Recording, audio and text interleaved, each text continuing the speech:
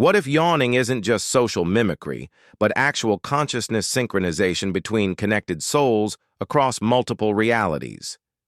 Think about it. Yawning works through video calls, across different species, even when you just think about it.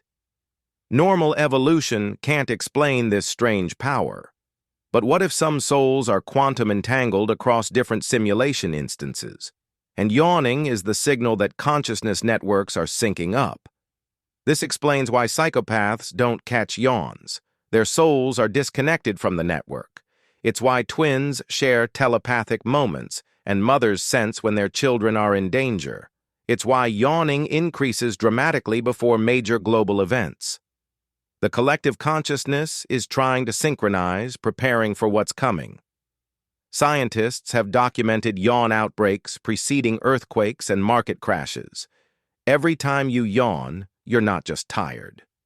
You're briefly sharing consciousness with your parallel selves across infinite realities. That moment of connection spans dimensions you can't even imagine. Your soul remembers what your mind has forgotten.